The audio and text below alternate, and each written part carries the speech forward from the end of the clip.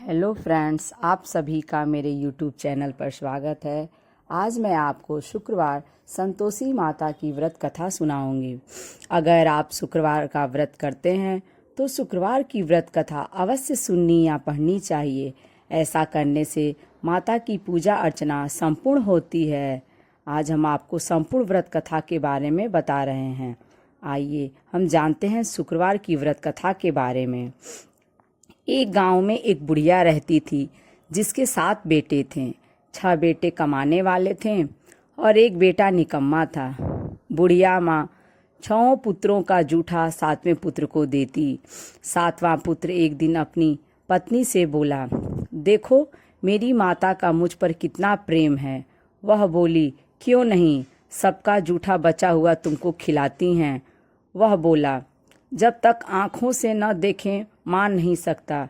पत्नी ने हंसकर कहा, देख लोगे तब तो मानोगे। कुछ दिन बाद एक बड़ा त्योहार आया। घर में 7 प्रकार के भोजन और चूरमा के लड्डू बने। वह पत्नी की बात को जांचने के लिए सिरदर्द का बहाना बनाकर पतला कपड़ा सिर पर ओढ़कर रसोई में जाकर सो गया और कपड़े में से सब देखता रहा। 6 भाई भोजन करने आए। उसने देखा माँ ने उसके लिए सुंदर सुंदर आसन बिछाए, 7 प्रकार की रसोई परोसी और आग्रह कर करके उन्हें भोजन कराती रही। वह देखता रहा। 6 भाई भोजन कर उठ गए। तब माँ ने उसकी 5 थालियों में से लड्डुओं के टुकड़े को उठाया और एक लड्डू बनाया। जूठन साफ कर माँ ने उसे पुकारा, उठ बेटा उठ, तेरे भाइयों ने भोजन कर लिया, तू भी उठकर भोजन कर ले। उसने कहा, माँ मुझे भोजन नहीं करना, मैं परदेश जा रहा हूँ। माता ने कहा, कल जाना हो तो आज ही जा। वह बोला, हाँ हाँ जा रहा हूँ। यह कहकर वह घर से निकल गया। चलते समय उसे पत्नी की याद आई। वह गौशाला में कंडे थाप रही थी। वह जाकर बोला, मेरे पास तो कुछ भी नहीं है, यह अंगूठी है, सो ले लो और अपनी कोई निशानी मुझे दे दो। वह बोली, मेरे पास क्या है, यह गोबर भरा हाथ है। यह कहकर पत्नी ने उसकी पीठ पर गोबर के हाथ ही थाप मार दी। वह चल दिया। चलते चलते दूर देश में पहुंचा। वहां एक साहूकार की दुकान थी। वहां जाकर बोला, सेठ जी मुझे नौकरी पर रख लो। साहूकार को नौकर की सख्त जरूरत थी। साहूकार ने कहा, काम देखकर तनख्वाह मिलेगी। उसने कहा, सेठ जी जैसा आप ठीक समझें। उसे साहूकार के यहाँ नौकरी मिल गई। वह वहाँ दिन रात काम करने लगा। कुछ दिन में दुकान का लेन देन, हिसाब किताब, ग्राहकों को माल बेचना, सारा काम करने लगा। साहूकार के 7-8 नौकर थे। वे सब चक्कर खाने लगे, लेकिन उसने अपनी लगन, परिश्रम और ईमानदारी से सभी को पीछे छोड़ दिया। उसे अपने किए का फल मिला। सेठ ने भी उसका काम देखा और 3 महीने में ही उसे मुनाफे में साझीदार बना लिया। परिश्रम करते करते 12 वर्ष में ही वह नगर का नामी सेठ बन गया और सेठ अपना सारा कारोबार उस पर छोड़कर बाहर चला गया। इधर उसकी पत्नी पर क्या बीती वह सुने। सास ससुर उसे दुख देने लगे। गृहस्थी का काम करवाकर उसे लकड़ी लेने जंगल में भेजते। इस बीच घर की रोटियों के आटे से जो भूसी निकलती उसकी रोटी बनाकर रख दी जाती और फूटे नारियल की नरेली में पानी दिया जाता। इस तरह दिन बीतते रहे। एक दिन वह जब जंगल में लकड़ी लेने ना जा सकी, तब उसे रास्ते में बहुत सी स्त्रियां संतोषी माता का व्रत करती दिखाई दी। यह वहां खड़ी होकर पूछने लगी, बहनों यह तुम किस देवता का व्रत करती हो और इसके करने से क्या फल होता है? इस व्रत के करने की क्या विधि है? यदि तुम अपने इस व्रत का विधान मुझे समझाकर कहोगी तो मैं तुम्हारा बड़ा एहसान मानूंगी। उनमें से एक स्त्री बोली, सुनो यह संतोषी माता का व्रत है। इसके करने से निर्धनता, दरिद्रता का नाश होता है। लक्ष्मी आती हैं, मन की चिंताएं दूर होती हैं, मन को प्रसन्नता और शांति मिलती है। निपुति को पुत्र मिलता है, प्रीतम बाहर गया हो तो वह शीघ्र लौट आता है। कुंवारी कन्या को मनपसंद वर मिलता है, चलता मुकदमा खत्म हो जाता है। कलह क्लेश की निवृत्ति हो, मुख शांति होती है। घर में धन जमा हो, धन जायदाद का लाभ होता है तथा और वह मन में जो भी कुछ कामना हो सब संतोषी माता की कृपा से पूरी हो जाता है, इसमें संदेह नहीं है। वह पूछने लगी, यह व्रत कैसे किया जाता है, यह भी बताओ तो बड़ी कृपा होगी। वह स्त्री कहने लगी, बिना परेशानी, श्रद्धा और प्रेम से जितना भी बन सके प्रसाद लेना। 5.25 पैसे से 5.25 आने तक, इससे भी ज़्यादा शक्ति और भक्ति के अनुसार गुड़ और चना लें। हर शुक्रवार को निराहार रहकर कथा कहना सुनना। इसके ओम बीज कम न टूटे, लगातार नियम पालन करना। सुनने वाला कोई न मिले तो घी का दीपक जलाकर उसके आगे जल के पात्र को रखकर कथा कहना, परंतु नियम न टूटे जब तक कार्य सिद्ध न हो। नियम पालन करना और कार्य सिद्ध हो जाने पर व्रत का उद्यापन करना। 3 मास में माता पूरा फल प्रदान करती हैं। यदि किसी के ग्रह खोटे हैं तो भी माता 1 वर्ष में अवश्य उनको अनुकूल करती हैं। कार्य सिद्ध होने पर ही उद्यापन करना चाहिए, बीच में नहीं। उद्यापन में 2.5 सेर आटे का खाजा तथा इसी अनुसार खीर तथा चने का साग बनाना। 8 बच्चों को भोजन कराना। जहाँ तक मिले तो देवर, जेठ, भाई, बंधु, कुटुंब के लड़के लेना, न मिले तो रिश्तेदारों और पड़ोसियों के लड़के बुलाना, उन्हें भोजन करा। यथाशक्ति दक्षिणा देना। माता का नियम पूरा करना। ध्यान रखना उस दिन घर में कोई खटाई न खाए। यह सुन वह वहाँ से चल दी। रास्ते में लकड़ी के बोझ को बेच दिया और उन पैसों से गुड़ चना ले माता के व्रत की तैयारी कर आगे चली।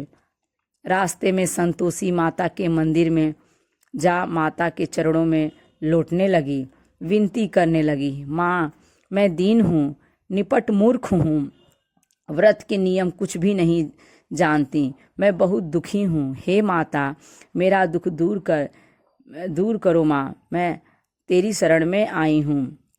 माता को दया आई। एक शुक्रवार बीता कि दूसरे शुक्रवार को ही उसके पति का पत्र आया और तीसरे शुक्रवार को उसका भेजा हुआ पैसा आ पहुंचा।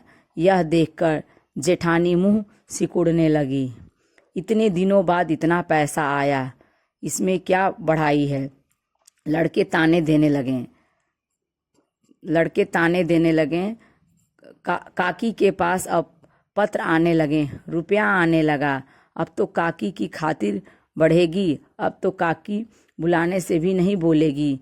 बेचारी सरलता से कहती, भैया पत्र आए, रुपया आए तो हम सबके लिए अच्छा है।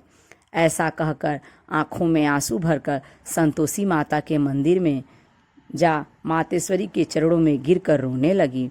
माँ, मैंने तुमसे पैसा नहीं मांगा, मुझे पैसे से क्या काम, मुझे तो अपने सुहाग से काम है। मैं तो अपने स्वामी के दर्शन और सेवा मांगती हूँ। तब माता ने प्रसन्न होकर कहा, जा बेटी, तेरा स्वामी जल्दी ही आएगा। यह सुन खुशी से बावली हो वह घर आकर काम करने लगी। संतोषी माँ विचार करने लगी कि इस भोली पुत्री से मैंने कह तो दिया कि तेरा पति शीघ्र आएगा, पर आएगा कहाँ से। वह तो इसे स्वप्न में भी याद नहीं करता। उसे इसकी याद दिलाने तो मुझे ही जाना पड़ेगा। संतोषी माता ने उस बुढ़िया के बेटे को स्वप्न में समझाया, पुत्र तेरी घरवाली कष्ट उठा रही है। यह बोला, हाँ माता, यह तो मुझे भी मालूम है, परंतु क्या करूं, वहाँ कैसे जाऊं। परदेश की बात है, लेन देन का सारा हिसाब किताब है, कोई जाने का रास्ता नजर नहीं आता। आप ही कोई राह दिखाएं कि वहाँ कैसे जाऊं। माँ कहने लगी, सवेरे नहा धोकर संतोषी माता का नाम ले, घी का दीपक जला, दंडवत कर और दुकान पर जा बैठना। देखते देखते तेरा लेन देन चुक जाएगा, जमा माल बिक जाएगा, सांझ होते होते धन का ढेर लग जाएगा। वह अगले दिन सुबह बहुत जल्दी उठा। उसने अपने मित्र बंधुओं परिचितों से स्वप्न में माता द्वारा कही गई बात कह सुनाई। वे सब उसकी बात सुनकर उसकी खिल्ली उड़ाने लगे। वे कहने लगे कि कहीं कभी सपने की बात भी सच्ची होती है। एक बूढ़ा व्यक्ति बहुत समझदार था। वह बोला, देखो भाई, मेरी बात मानो। इस तरह सांच या झूठ कहने के बदले देवता से ने जैसा कहा है वैसा ही करना। तेरा क्या जाता है। बूढ़े की बात मानकर नहा धोकर उसने संतोषी माता को प्रणाम किया। फिर घी का दीपक जलाकर दुकान पर जा बैठा। शाम तक धन का ढेर लग गया। वह हैरान हुआ। मन में संतोषी माता का नाम ले प्रसन्न हो घर जाने के वास्ते गहना, कपड़ा व सामान खरीदने लगा। सब काम से निपट अपने घर को रवाना हुआ। उधर उसकी पत्नी जंगल में लकड़ी लेने गई। लौटते वक्त थक जाने के कारण संतोषी माता के मंदिर पर विश्राम करने बैठ गई। यह तो उसका रोज रुकने का स्थान था। धूल उड़ती देख उसने माता से पूछा, हे माता, यह धूल कैसे उड़ रही है। माँ ने कहा, हे पुत्री, तेरा पति आ रहा है। अब तू ऐसा कर, लकड़ियों के 3 बोझ बना। एक नदी के किनारे रख, दूसरा मेरे मंदिर पर और तीसरा अपने सिर पर रख। तेरे पति को लकड़ी का गड्ढा देखकर मोह पैदा होगा। यह वहाँ रुकेगा, नाश्ता पानी बना खाकर माँ से मिलने जाएगा। तू लकड़ी का बोझ उठाकर जाना और बीच चौक में गड्ढा डालकर 3 आवाजें जोर से लगाना, लो सासू जी लकड़ियों का गट्ठा, लो भूसी को रोटी दो, नारियल के खोपरे में पानी दो। आज कौन मेहमान आया है। संतोषी माँ की बात सुनकर वह बहुत अच्छा माँ कहकर प्रसन्न मन से लकड़ियों के 3 बोझ बना लाई। एक नदी के तट पर, दूसरा माता के मंदिर पर रखा। इतने में ही मुसाफिर वहां आ पहुंचा। सूखी लकड़ी देख उसको इच्छा हुई कि ये अब यहीं विश्राम कर लें और भोजन बनाकर खा पीकर गांव चलें। इस प्रकार भोजन कर विश्राम कर वह अपने गांव में आ गया। उसी समय बहू सिर पर लकड़ी का गट्ठर लिए आई। उसने गट्ठर को आंगन में डाल जोर से 3 आवाजें दी, लो सासू जी लकड़ी का गट्ठर लो, भूसी की रोटी दो, नारियल के खोपर में पानी दो। आज कौन मेहमान आया है। यह सुनकर सास ने अपने दिए हुए कष्टों को भुलाने के लिए कहा, बहू तू ऐसा क्यों कहती है। तेरा मालिक ही तो आया है। बैठ, मीठा भात खाकर गहने कपड़े पहन। पत्नी की आवाज़ सुनकर उसका स्वामी बाहर आया और उसके हाथ में पहनी अंगूठी देख व्याकुल हो गया। उसने माँ से पूछा, माँ यह कौन है। माँ बोली, बेटा तेरी पत्नी है।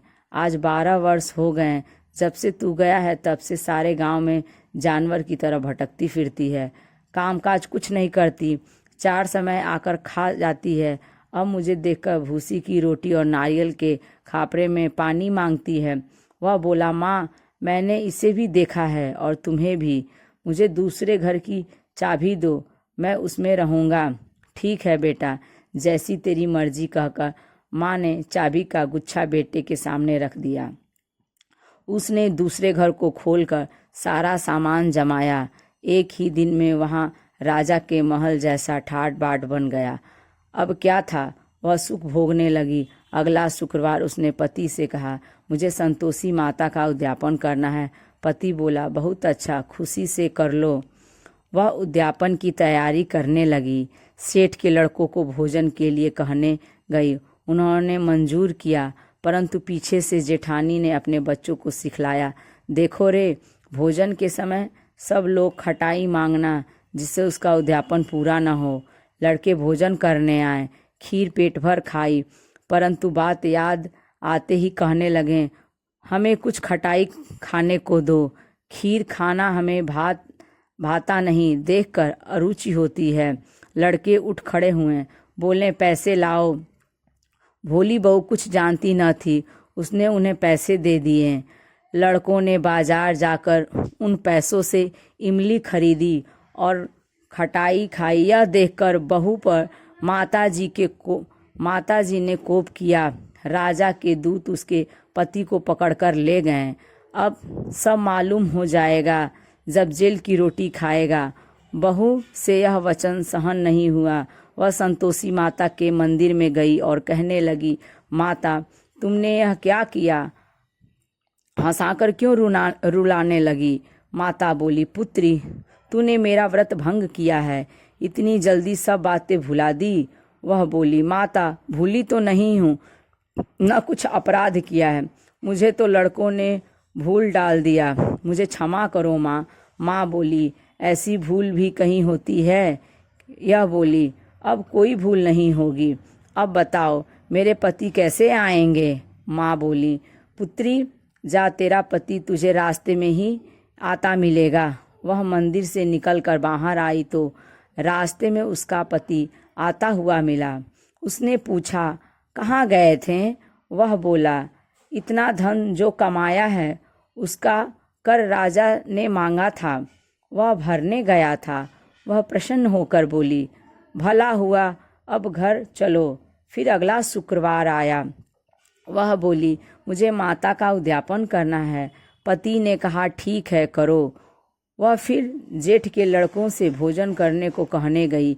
जेठानी ने लड़कों को सिखा दिया कि तुम पहले ही खटाई मांगना।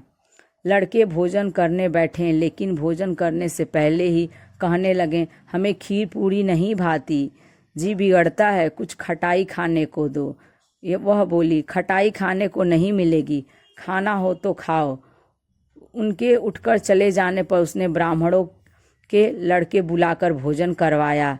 दक्षिणा की जगह उन्हें एक एक फल दिया। इससे संतोषी माता प्रसन्न हो गईं। माता की कृपा से 9 माह बाद उसको चंद्रमा के समान एक सुंदर पुत्र प्राप्त हुआ। पुत्र को लेकर वह प्रतिदिन संतोषी माता के मंदिर में जाने लगी। माँ ने सोचा कि यह रोज आती है, आज क्यों न मैं इसके घर चलूं, इसका आसरा देखूं तो सही। यह विचार कर माता ने भयानक रूप बनाया। गुड़ और चने से सना मुख, ऊपर से मुंड के समान ओंठ, उस पर मक्खियां भिनभिना रही थीं। दहलीज में पैर रखते ही उसकी सास चिल्लाई, देखो रे, कोई चुड़ैल डाकिनी चली आ रही, लड़को इसे भगाओ, नहीं तो सबको खा जाएगी। बहू रोशनदान से देख रही थी, वहीं प्रसन्न हो उठी। आज मेरी माता मेरे घर आई हैं, यह कहकर दूध पीते बच्चों को गोद उतार दिया। इस पर उसको सास क्रोध में भरकर बोली, अरे रांड, इसे देखकर कैसी उतावली हुई है जो बच्चे को पटक दिया। इतने में माँ के प्रताप से जहाँ देखो वहाँ लड़के ही लड़के नजर आने लगे। यह बोली, माँ जी, मैं जिसका व्रत करती हूँ यह वही संतोषी माता हैं। इतना कह उसने झट से घर के सारे किवाड़ खोल दिए। सबने माता के चरण पकड़ लिया और विनती कर कहने लगे, हे माता, हम मूर्ख हैं, अज्ञानी हैं, तुम्हारे व्रत की विधि हम नहीं जानते, तुम्हारा व्रत भंग कर हमने बड़ा अपराध किया है। हे माता, आप हमारे अपराधों को क्षमा करो। इस प्रकार बार बार कहने पर संतोषी माता प्रसन्न हुई। इसके बाद उसकी सास कहने लगी, हे संतोषी माता, आपने बहू को जैसा फल दिया है वैसा सबको देना। जो यह कथा सुने या पढ़े उसका मनोरथ पूर्ण हो। यह कथा आपको कैसी लगी कमेंट्स करके ज़रूर बताएं। यदि अच्छी लगे तो लाइक करें, और यदि मेरे चैनल दुर्गा दासी मीरा पर आप नए हैं तो इसे सब्सक्राइब करें।